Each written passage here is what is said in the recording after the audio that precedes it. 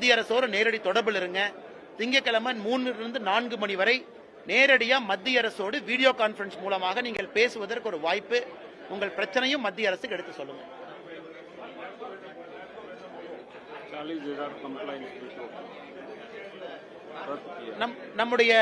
நம்முடைய தமிழகத்தை வரை எனக்கு இந்தியாவில் 1,69,000 ஸ்டார்ட் அப் ரெஜிஸ்டர் ஆயிருக்கு. எத்தனை பேருக்கு தெரியும், போன ஆண்டு உத்தரப்பிரதேஷ் மாநிலம் தமிழகத்தை விட அதிகமான ஸ்டார்ட் அப் அங்க ரெஜிஸ்டர் ஆயிருக்கு. தமிழ்நாட்டில் ஸ்டார்ட் அப் கலாச்சாரம் குறைந்து வருகிறது. புதிதாக நிறுவனங்கள் ஆரம்பிக்க மக்கள் தயங்குறாங்க. சென்னை போன்ற பெருநகரத்தில் எல்லாம் யூனிகார்ன் என்ன வராம இருக்கு, கம்மியா தான் இருக்கு. ஒரு பெங்களூர், பூனே, நொய்டா இதெல்லாம் பார்க்கும் பொழுது $1 பில்லியன் வேல்யூவேஷன் இருக்கக்கூடிய புதிய நிறுவனங்கள் தமிழகத்தில் ரொம்ப குறைவா இருக்கு. அதே போல நம்முடைய கல்வித்தரம், நாம நிறைய NCERT, CBSE அவர்கள் நடத்தக்கூடிய கல்வித்திறன் ஆய்வுல தொடர்ந்து பேசிக் கொண்டிருக்கின்றோம். தமிழகத்தினுடைய எஜுகேஷனல் அவுட்புட் குறைஞ்சிக்கிட்டு வருது. 5ஆம் கிளாஸ், 8ஆம் கிளாஸ், 10ஆம் கிளாஸ் அந்த குழந்தைகளுக்கு எவ்வளவு தீதுன்னு நம்ம டெஸ்ட் பண்ணும் பொழுது குறைவாக தெரிகிறது. இதையெல்லாம் மாநில அரசு கொடுக்கணும். இன்னைக்கு நம்முடைய பிரதமர் அவர்கள் 26, 27ஆம் தேதி தூத்துக்குடி விமான நிலையத்தையும் திறந்து வைக்கிறாங்க. அரியலூர்ல கங்கை கொண்ட சோழபுரத்துக்கு வர்றாங்க, தூத்துக்குடி விமான நிலையத்தையும் திறந்து வைக்கிறாங்க. அது தமிழகத்தினுடைய 6வது விமான நிலையம் இரவு வசதியோடு இருக்கு. உத்தரப்பிரதேசத்தில் இன்னைக்கு 11 விமான நிலையம் இருக்கு. இந்தியாவில் இருக்கக்கூடிய மற்ற மாநிலங்களுடைய வளர்ச்சி வேகமா இருக்கு. ஹரியானாவுடைய பெர் கேபிட்டா ஜிஎஸ்டி தமிழகத்தினுடைய பெர் கேபிட்டா ஜிஎஸ்டி விட ஹரியானா முன்னாடி இருக்கு. அதனால் தமிழகத்தை பொறுத்தவரை வளர்ச்சி பாதையில வரணும். தமிழகத்தை பொறுத்தவரை நிலைய இளைஞர்களை தொழில்துறைக்கு கொண்டு வரணும். ஸ்டார்ட் அப்பை என்கரேஜ் பண்ணணும். உள்ளூர் வணிகத்துக்கு முக்கியத்துவம் கொடுக்கணும். பல இடத்துல சொன்ன இன்னைக்கு தமிழ்நாட்டினுடைய மக்கள் தொகை குறைய ஆரம்பித்திருக்கிறது. டோட்டல் ஃபர்டிலிட்டி ரேட் TFR என்று சொல்லுவோம். ஒரு பெண்ணுக்கு 2.1 குழந்தைகள் பிறந்தாதான் இறப்பும் பிறப்பும் சமமா இருக்கும். இன்னைக்கு தமிழ்நாடு 1.7. இந்தியாவில் 3 மாநிலங்களுடைய மக்கள் தொகை குறைய ஆரம்பித்திருக்கிறது. அது தமிழ்நாடும் ஒன்று. இதே மாதிரி இன்னும் 10-15 ஆண்டுகள் நம்ம போச்சுன்னா மக்கள் தொகை ஒரு பக்கம் குறைய ஆரம்பிக்குது. வட இந்தியாவிலிருந்து தமிழகத்தில் பணிபுரியக்கூடியவங்க திரும்ப வட இந்தியாவுக்கு போயிருவாங்க. உத்தரப்பிரதேசம் வளர்ச்சி அடையும் பொழுது, ஒரிசா வளர்ச்சி அடையும் பொழுது திரும்ப போயிருவாங்க. அப்ப உள்ளூர்ல வேலை பார்ப்பதற்கு ஆட்கள் இருக்காது. இது போன்ற பிரச்சனை அவங்க முன்னாடி நான் வச்சேன். National traders welfare board chairman சொன்னேன், தமிழகத்தில் இது போன்ற பிரச்சனைகள் இருக்கு, இதையும் நீங்க அட்ரஸ் பண்ணுங்க. இங்க இருக்கக்கூடியதையும் நீங்க அட்ரஸ் பண்ணுங்க. தமிழ்நாட்டினுடைய வளர்ச்சிக்கும் நீங்கள் உறுதுணையாக இருக்க வேண்டும் என்கின்ற வேண்டுகோளையும் வைத்தேன். ஏன்னா தமிழ்நாட்டில் ஸ்டேட் ட்ரேடர்ஸ் வெல்ஃபேர் போர்டினுடைய தலைவராக இருக்கக்கூடிய முதலமைச்சர் ஐயா ஸ்டாலின் அவர்கள் அக்கௌண்ட்ல பகிர்க்கணும். அவங்க மத்திய அரசை பயன்படுத்தணும். இவங்க national traders welfare board chairman, தமிழகத்தினுடைய முதலமைச்சர் இங்க சேர்மன்.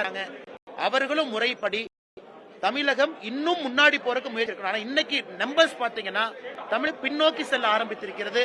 இதை யாரும் மறுக்க மாட்டார்கள். அந்த கருத்தையும் முன்னாடி வச்சு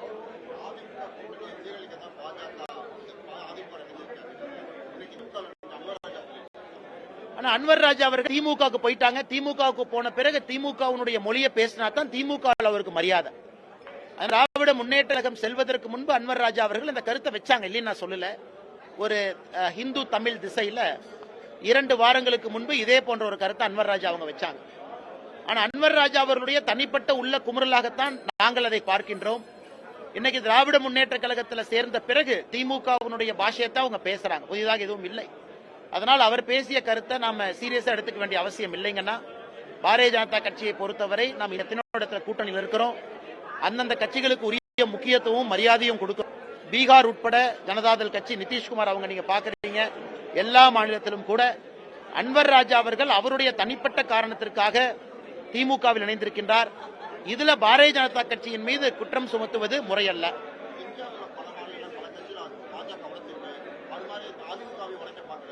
அது அவருடைய தவறான பார்வை, தவறான கற்பனை, தவறான புரிதல். மூன்றுமே அன்வர் ராஜா அவர்களை பொறுத்தவரை தவறான பார்வை, கற்பனை, புரிதல். பாரதிய ஜனதா கட்சி இந்தியாவில் எந்த கட்சியும் உடைக்கல. பாரதிய ஜனதா கட்சியால் எந்த கட்சிக்குள்ளேயும் குழப்பம் வரல. இன்னைக்கு மகாராஷ்டிராவை பொறுத்தவரை ஏக்நாத் ஷிண்டே அவர்கள் உத்தவ் தாக்கரே பிரிஞ்சு வர்றனா அவர் ஒரு காரணத்திற்காக பிரிஞ்சு வந்திருக்கிறாங்க. அது நாங்கள் அதுக்கு பொறுப்பு கிடையாது. இன்னைக்கு பீகார்ல எங்களை விட குறைந்தபட்ச எம்எல்ஏக்கள் இருக்கக்கூடிய ஜனதாதள் இன்னைக்கு அவங்க ஆட்சியில் இருக்கிறாங்க. எங்களை விட குறைந்த எம்எல்ஏக்கள், அவங்களோட நாங்க எம்எல்ஏக்கள் அதிகமா இருக்கோம். இருந்தும் நாம முதலமைச்சரா இல்ல. இது இந்தியா முழுவதும் மக்கள் பாரதிய ஜனதா கட்சியை பாக்குறாங்க. எங்கேயெல்லாம் பாரதிய ஜனதா கட்சி வளர்ந்திருக்கிறதோ எங்களுடைய கடின உழைப்புல மக்களுடைய அன்போடு மட்டும்தான் வளைந்திருக்கின்றோமே தவிர எங்களுக்கு எந்த கட்சியும் உடைக்கணும், சிதைக்கணும், அந்த கட்சியை கொடுமைப்படுத்தணும், பிரிக்கணும் என்பது பாரதிய ஜனதா கட்சியின் நோக்கம் இல்லை. தனிப்பட்ட காரணத்திற்கு ஒருத்தவங்க இன்னொரு கட்சி செய்யும் பொழுது குற்றச்சாட்டு சொல்வதற்காக சொல்லுகின்றார்கள். அதுல எந்த உண்மையும் இல்லை என்பது மக்களுக்கு தெரியும்.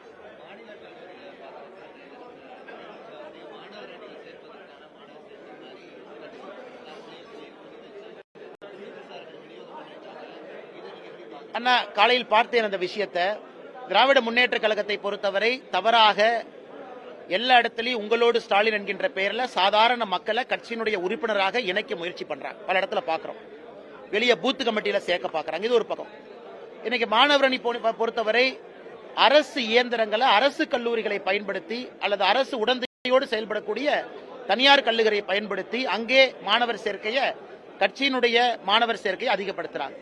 இது தெளிவாக எதை சொல்லுகிறது என்றால், இன்னைக்கு திராவிட முன்னேற்ற கழகம் மக்கள் மனசுல இல்லை என்பது தெல்ல தெளிவாக தெரிகிறது. இதன் போன்ற கவர்ச்சிகரமா ஒரு விஷயத்தை நடத்தி பொய்யான பிரச்சாரங்களை வைத்து மக்களை சேர்க்கிறாங்க. அதிலே திராவிட முன்னேற்ற கழகம் தோற்க ஆரம்பித்து விடும் என்பது வெட்ட வெளிச்சமா இருக்கு. இதை கண்டுகொள்ளக்கூடிய பள்ளி கல்வித்துறை ஒரு பக்கம் சர்க்குலர் போடுறாங்க, என்ஜிஓ கூட அரசு பள்ளிக்குள்ள போகக்கூடாது, என்ஜிஓ போய் பேசக்கூடாதுன்னு ஒரு பக்கம் கடினமான சர்க்குலர். அதனால் நிறைய அரசு பள்ளியில எத்தனையோ என்ஜிஓக்கள் உள்ள போய் பணி செஞ்சவங்க இன்னைக்கு போகாம வெளியே இருக்கிறாங்க. இன்னொரு பக்கம் அதே அரசு பள்ளி கல்வித்துறையாக இருக்கட்டும், உயர்நிலை கல்வித்துறையாக இருக்கட்டும், இது போன்ற விஷயங்களையே அனுமதிக்கிறாங்க. ஆமா, முதலமைச்சர் அவர்கள் வேகமா குணமடைந்து வரணும். இப்பதான் முதலமைச்சர் அவருடைய குடும்பத்துல ஒரு சோகமான நிகழ்வு கூட நடந்தது. ஐயா முத்து அவர்களுடைய மறைவு. இன்னைக்கு முதலமைச்சர் அவர்கள் காலையில பார்க்கும் பொழுது டிவியில் நல்லா தான் இருந்தாங்க. திடீர்னு அதன் பிறகு அவசரமாக ஹாஸ்பிட்டலுக்கு போயிருக்கிறாங்க. நிறைய செய்திகள் வருது. நிச்சயமாக இது ஒன்றும் பெரிதாக இருக்காது. முதலமைச்சர் அவர்கள் பரிபூரணமாக விரைந்து குணமடைந்து வர வேண்டும் என்று எல்லா வல்ல இறைவனை வேண்டிக் கொள்கின்றோம். அவருடைய பணி முதலமைச்சராக தமிழகத்திற்கு வேகமாக வந்து மக்களுக்கு பணி செய்ய வேண்டும் என்று வேண்டிக் கொள்கின்றோம்.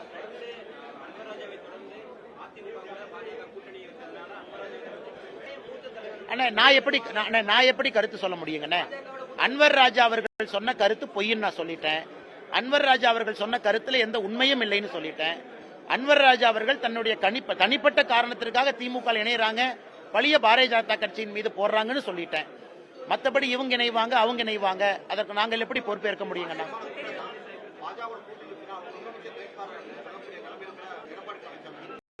இதுல எந்த குழப்பமும் இல்லைங்கண்ணா.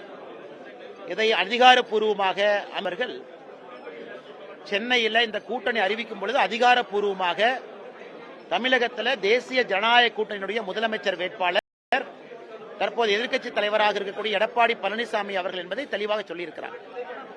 அத பல இடத்திலையும் சொல்லிட்டு வர்றாங்க. இதுல எந்த குழப்பமும் இல்லை. ஒரு பத்திரிகை நடத்தின இன்டர்வியூல அவங்க பேரை சொல்லாம போயிட்டாங்க அப்படின்லாம் கிடையாதுங்க.